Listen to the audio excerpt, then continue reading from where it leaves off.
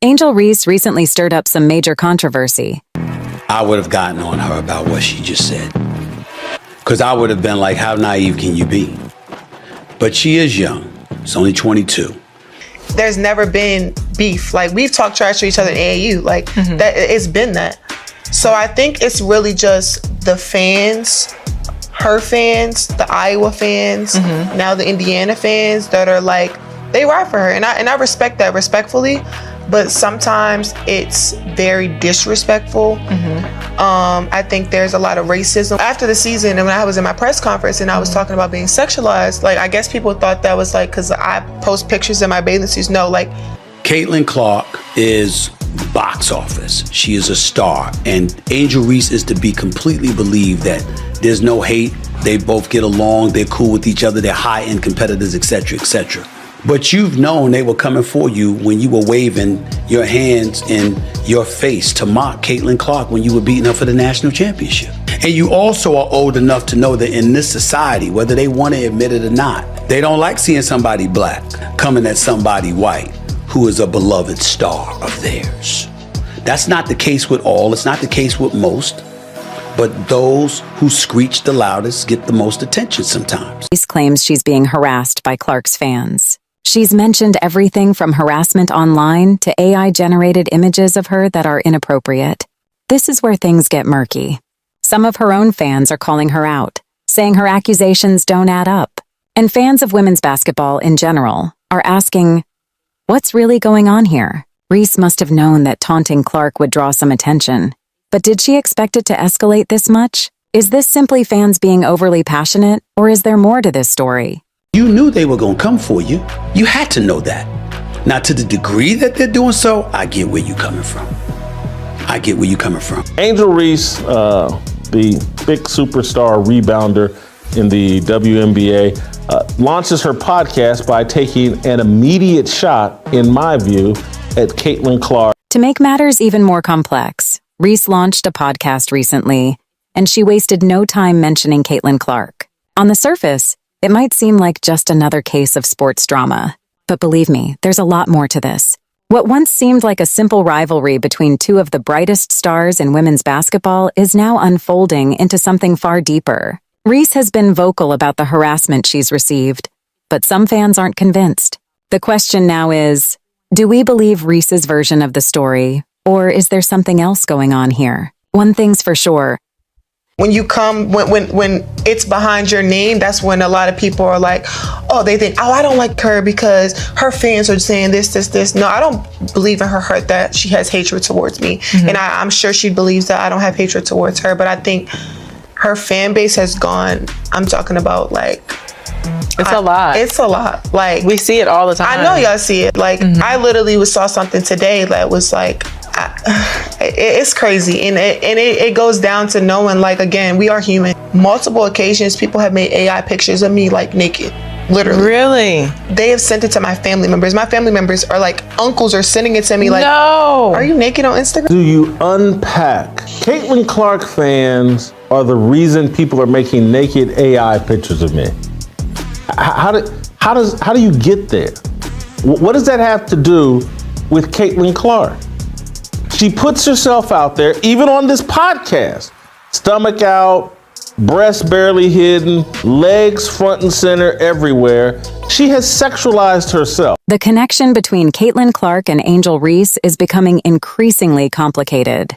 While Reese insists there's no personal animosity between them, her recent accusations seem to point a finger at Clark's fans. But the narrative gets confusing when fans start digging into Reese's own social media posts. They're asking tough questions. How can someone claim to be unfairly sexualized when they frequently post provocative photos? It's raising eyebrows and leaving many people wondering about the full story. Reese says Clark's fans have crossed the line, but not everyone is buying it. What's even more puzzling... And now, I'm shocked. People are sexualizing me. And somehow she's connecting it to being a Caitlin Clark fan. I just don't see the connection. It's like everything bad that happens to me is somehow connected to Caitlin Clark.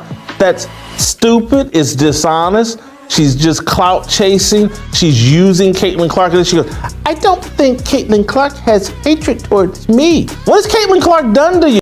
Is how Reese links these accusations to Caitlin Clark. She says the harassment she's experienced, including AI-generated explicit images, is somehow connected to Clark's fan base.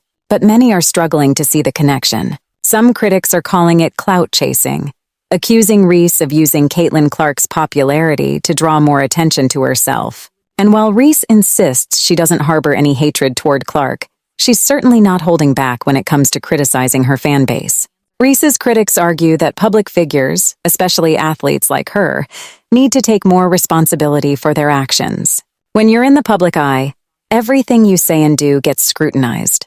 Reese is no exception. Her recent comments have drawn more attention to herself. But some fans think she might be using this situation for personal. Well, I don't even understand what would motivate that comment. Caitlin Clark hasn't done anything. She goes out and plays basketball. I've never seen her trash talk. I've never seen her taunt Angel Reese.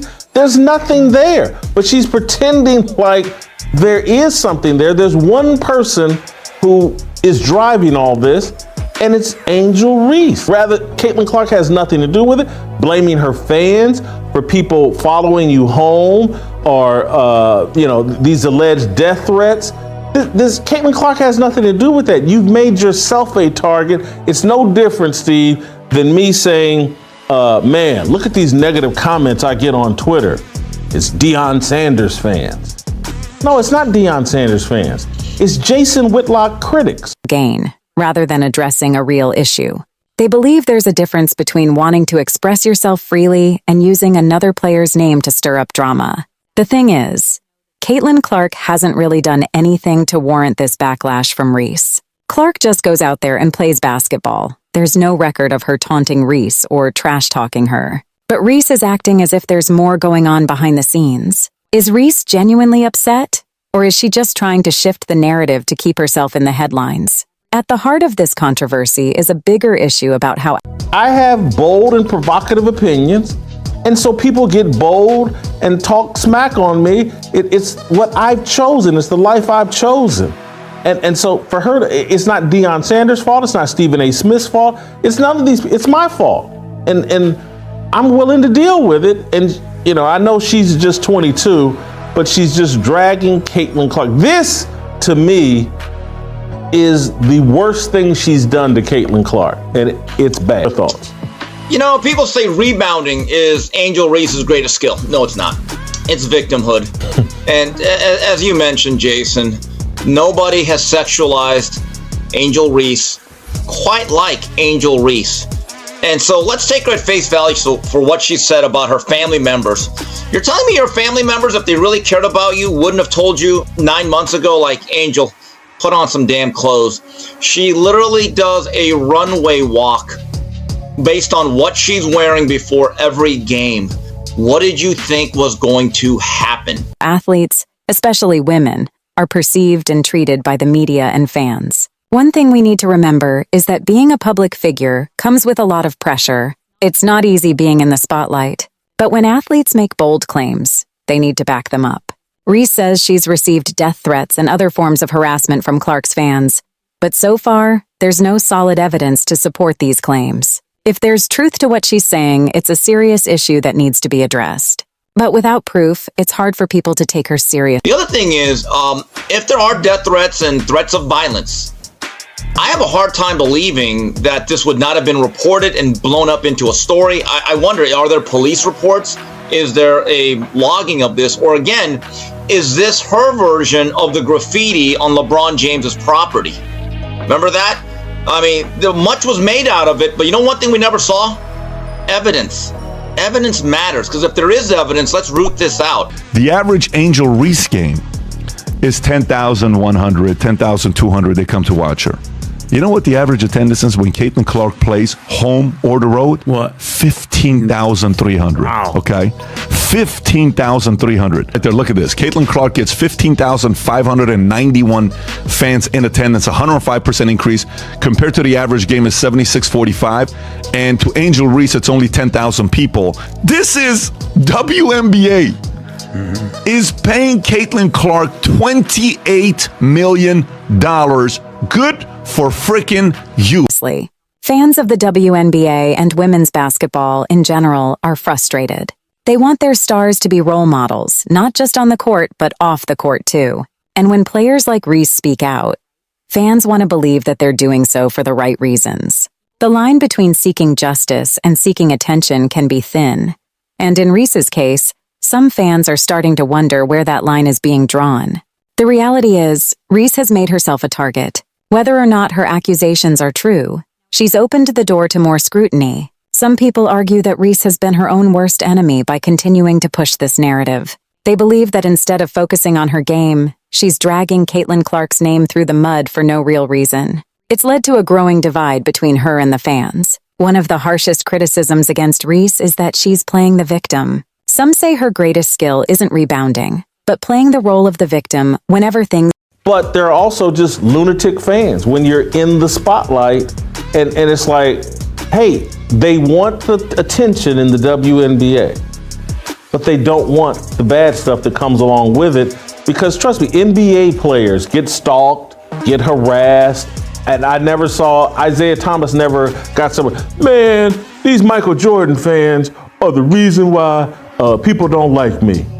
It doesn't, these ladies got to grow up. They want the attention. There are things that go along with the attention that are unpleasant. The social media is a whole nother obligation and a whole nother business onto just being a performer.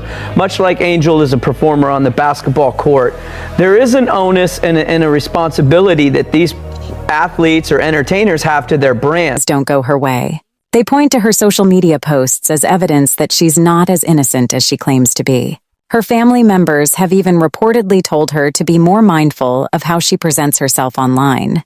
But Reese seems to continue down this path. Now, let's talk about the numbers. Caitlin Clark is making waves, not just because of her talent on the court, but because she's changing the game for women's basketball. Over 1 million people tune in to watch her play, and that's not something that happens often in women's sports. Clark is drawing more attention to the WNBA than ever before, and it's changing the landscape of the game. While Reese is making headlines with her off-court drama, Clark is quietly setting records and securing lucrative deals, including a multi-million-dollar contract with Nike. The rivalry between Reese and Clark may have started on the basketball court, but now it's turning into something bigger. It's no longer just about who's the better player. It's about who's shaping the future of